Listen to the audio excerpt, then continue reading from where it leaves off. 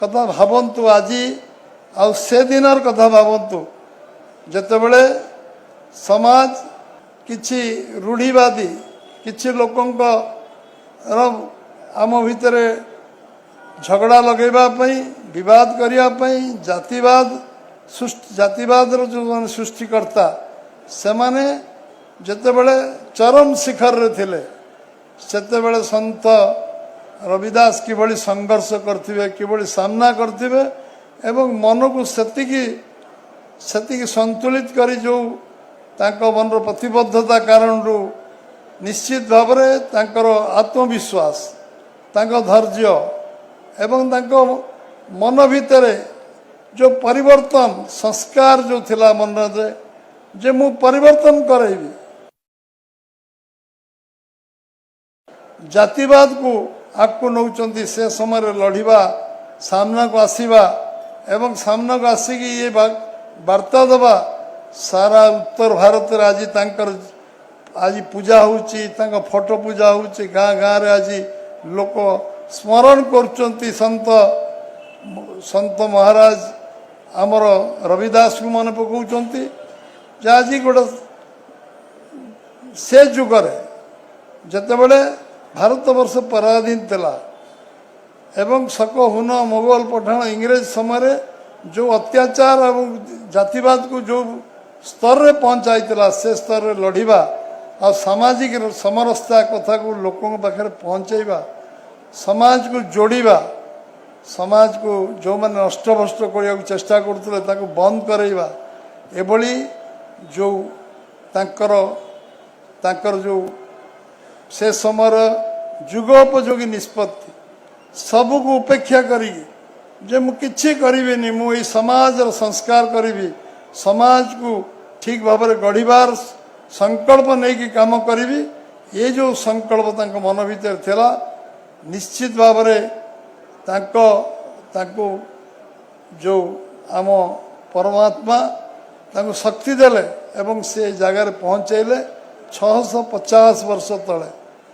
आमे किछि वर्ष तल कथा मन पकेले आमे भाभी पारिबा जे आज समाज रे एभली जड़े जड़े जड़े जड़े जुग जन्मा जो माने जन्म होइतिले जो माने समाज को ठीक रास्ता रे परिचालना करवा समाज ठीक हो समस्त भीतर संस्कार आसू समस्त भीतर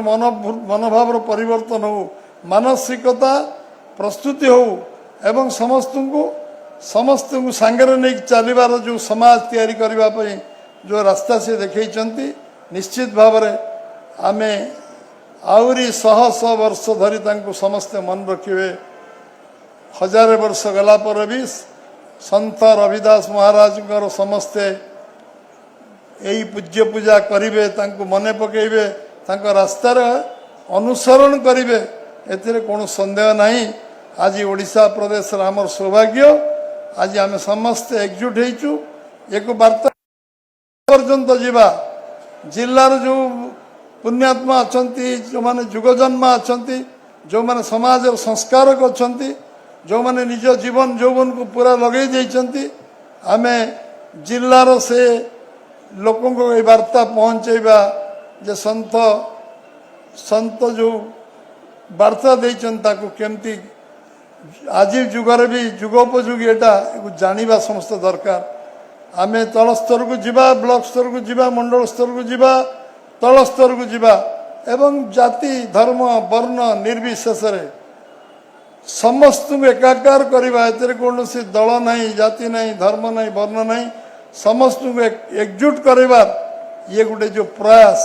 650 वर्ष पर आज आम यशस्वी प्रधानमंत्री नरेंद्र भाई मोदी जो आह्वान देइचंती ताकु साकार करने केवल केवल आमे गोटे राजनीतिक दल नुहे आमे गोटे आंदोलन आमे गोटे संस्कारिक दल आमे गोटे अलग रुचिर दल भिन्न रुचिर दल आमे गोटे मूल्यबोध राजनीति विश्वास करुवा दल सामाजिक समरसता को तल पर्यंत पहुँचाई संकल्प नहीं काम करुवा दल आम बहु लोक केते लोक मरी हजी गले यही कथा वार्ता को तल पर्यंत पहुँचाइबा परिवर्तन करवा संस्कार करवा समाज को गोटे रास्तार चलैबा ଏବଂ ଯେଉଁମାନେ ବିଘଟନକାରୀ ଶକ୍ତି ଅଛନ୍ତି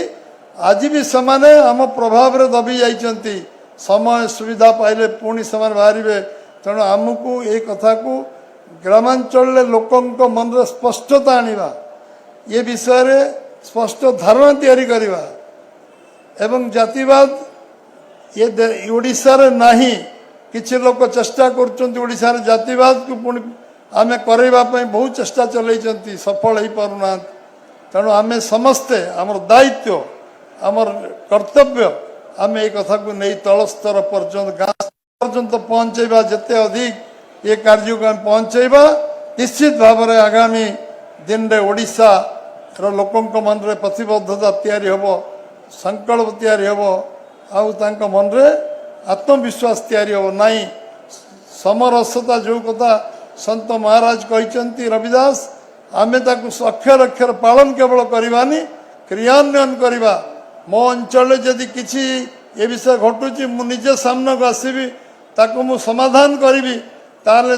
ସନ୍ଥ ରବିଦାସଙ୍କର ଯେଉଁ ସଂକଳ୍ପ 650 ବର୍ଷ ତଳର ଯେଉଁ ସଂଗ୍ରାମ ସଫଳ ହେବ।